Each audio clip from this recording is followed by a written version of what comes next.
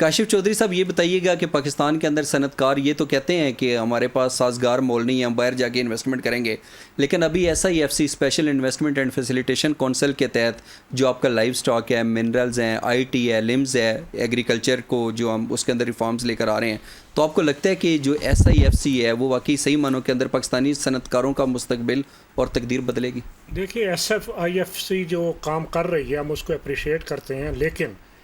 جب تک پاکستان کے صنعت کار اور پاکستان کے تاجر تک اس کے اثرات نہیں آئیں گے تو کیسے اس قوم کی یا اس ملک کی تقدیر بدلے گی؟ اثرات کیسے نہیں آئیں گے؟ اثرات کی اگر بات کروں تو آپ اگر صرف جنوبی ایشیا کی بات کریں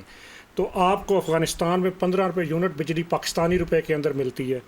بنگلہ دیش کے اندر 20 روپے یونٹ ہے، بھارت کے اندر 21 روپے یونٹ ہے، سری لنکا میں 25 روپے یونٹ ہے، اور پاکستان کے تاجر کو بجلی 70 سے 80 روپے یونٹ ملتی ہے، اور پھر وہ مسلسل ملتی نہیں، کئی گھنٹے کی لوڈ شیڈنگ ہے، IPPs کو نوازا جا رہا ہے، سرکولر ڈیٹ ہے، ٹھیک ہے، لائن لاسز ہیں، چوری ہے، اشرافیہ کو نوازنے کا ایک سلسلہ ہے صرف بجلی کے اندر۔ اسی طریقے سے آپ گیس کی بات کر لیجئے، پھر اسی طریقے سے آپ ٹیکس نظام کو اگر دیکھیے کہ ہمارا جو ٹیکس نظام ہے وہ بجائے اس کے کہ آمدن پر ٹیکس لے، بڑی بڑی جاگیروں پر ٹیکس لے، بڑے بڑے سرمایہ داروں سے ٹیکس لے، ان سے تو وہ ٹیکس نہیں لیتا، وہ تو ایک جو پہلے سے ٹیکس گزار ہے اس کا خون نچوڑنے کی بات کرتا ہے۔ تو یہ میں نے صرف بجلی، اچھا اسی طریقے سے میں اگر بات کروں،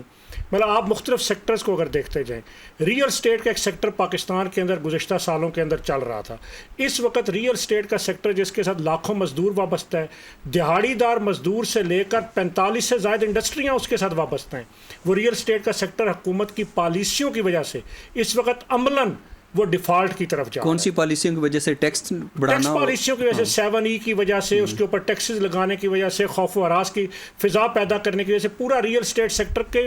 بند ہونے کا مطلب یہ کہ آپ کی 45 انڈسٹریاں اور اس سے الائڈ 70 سے زیادہ وہ جو ٹیکنیکل شعبے ہیں دیہڑی دار مزدور تک کے، وہ سارے بے روزگار ہو رہے ہیں۔ اچھا پھر اس کو چھوڑیے، آپ آئیے کہ ٹیکس نظام کی، ابھی اس حکومت نے کہا، نئے وزیر خزانہ نے، کہ ہم تاجر دوست اسکیم لا رہے ہیں، ایپ لانچ کی، بغیر سٹیک ہولڈرز کی مشاورت سے ایپ لانچ کی، اور ہم نے انہیں کہا کہ یہ اسکیم کامیاب نہیں ہوگی، اس لیے کہ آپ بظاہر تو اس کو بڑا خوشنما چہرہ دے رہے ہیں کہ تاجر دوست اسکیم اور رجسٹریشن آسان، لیکن دوسری طرف وہ چاہتے کیا ہیں کہ تاجر دوست اسکیم کے نام پر مارکیٹ کی جائیداد کی قیمت کے اعتبار سے اس کے کرائے کا تعین کر کے اس کا 10% ایڈوانس ٹیکس لیا جائے لوگوں سے۔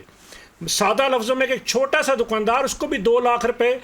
ٹیکس دینا پڑے گا، وہ آلریڈی بجلی کے بلوں کے اندر ٹیکس دے رہا ہے، گیس کے بلوں میں ٹیکس دے رہا ہے، اور ظلم کا نظام کیا ہے کہ 42 قسم کے ٹیکس اور 21 قسم کے اداروں کے NOCs کے بعد آپ پاکستان میں کاروبار کر سکتے ہیں۔ اب 42 ٹیکسز اور 21 اداروں کی موجودگی میں آپ مجھے بتائیں کہ کیسے فارن انویسٹر آئے گا یا پاکستان کا انویسٹر یا تاجر اپنے آپ کو سیف محسوس کرے گا اور کاروبار کرے گا؟ بالکل صحیح۔